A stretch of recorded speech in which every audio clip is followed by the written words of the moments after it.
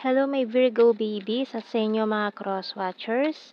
So keep in mind, general reading po ito. Maring mag-resonate, maring hindi. Kunin nyo na lang po kung para sa inyo and leave the rest. Maring mag-shift na energies or magkabaliktad ang sitwasyon. Kaya kayo na pong bahala kung saan kayo nakalugar sa reading natin. So let's see.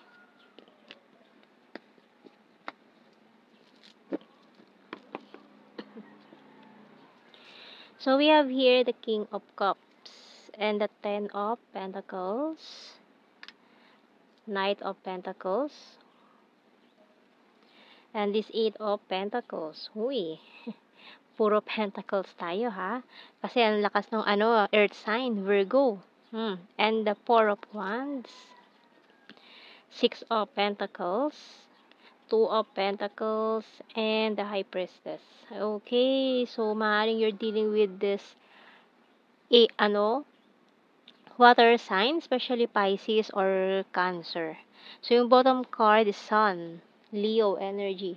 So parang may bagong nagpapasaya sa'yo ngayon. Maring it's a new person na nagbibigay ng ngiti sa'yo ngayon. Pero parang may nagja-juggling dito na person. No, so parang ito yung isang babala sa'yo na wag ka munang susugal hanggat hindi ka sigurado. So make sure na talagang sigurado itong taong to sa'yo. Baka kasi panibagong trauma na naman ang hatid nito, kaya mag-iingat. So, tingnan natin. Waiting for you. I'm isolating myself to reflect. Mga messages natin dito. So, halukayin natin tong taong to. Keeping tabs on you. And maaari kasing itong isang tao dito, maaaring person mo to from the past na nakatingin sa'yo eh. I need to achieve my goals. I want to grow old with you.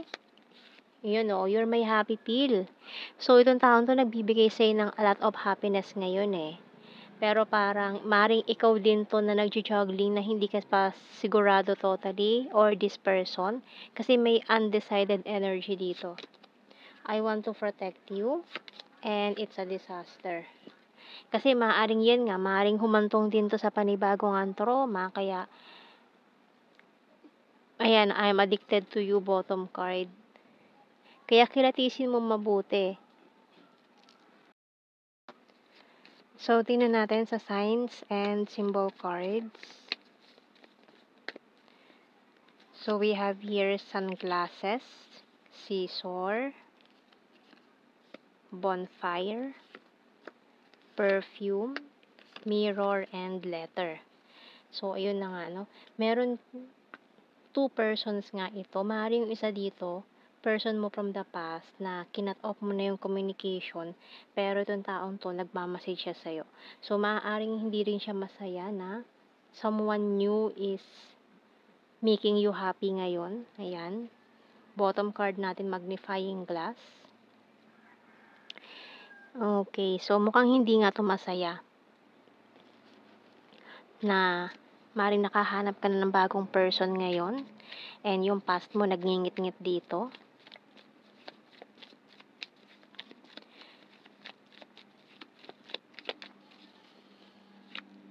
Kasi mukhang na-trauma ka dito sa past mo na to eh, yung kinat off mo na eh. So, I wish I could share my good news with you. I want you. I know I was a distraction from your pain. I'm so attracted to you. I want to be more than friends. I'm not available. So, maaaring itong past mo is in a relationship na with someone else or may nakuha siya na bago na ipinalit niya sa'yo.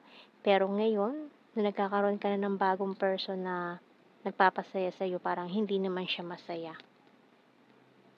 I'm grateful for the spiritual lesson. I wish I had treated you better. Finding out the truth crushed me. Bottom card.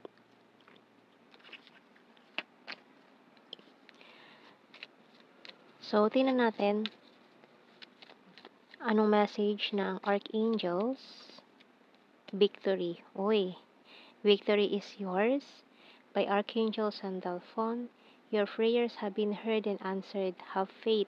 So, maring ito yung pinagdarasal mo eh. So, mukha namang green flag itong bagong taong ito na pumasok sa buhay mo. So far, yung red flag pa lang na nakikita ko dito is yung past person mo na maaring in a relationship na pero nanggugulo pa sa'yo. Kuha tayo ng initials. Letter N, F, X, K, letter A, R, D, S. Kuha tayo ng blue card. Acceptance, true love, and addictions. So, maaari kasing ito na yung true love na hinihintay mo, this new person na nagpapasaya sa'yo ngayon. And mukhang hindi maganda yung energy ng past mo. May obsession energy din. Ayan, so mayroong manipulative person pa ito. Narcissist, ganyan. Ayaw niya maging masaya ka sa iba. So, tingnan natin. General signs and messages. Virgo babies. Sa inyo mga cross watchers. Eye contact.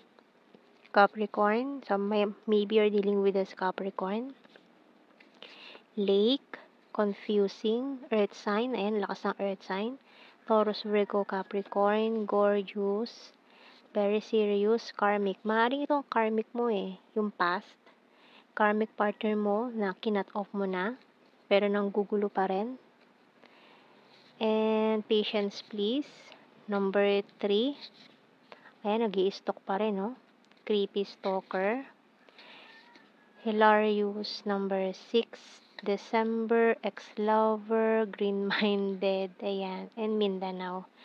So, ayan ang ating reading, my Virgo babies at sa inyo mga cross watchers. So, thank you for watching. Take care and God bless. See you in our next reading, guys. Bye-bye.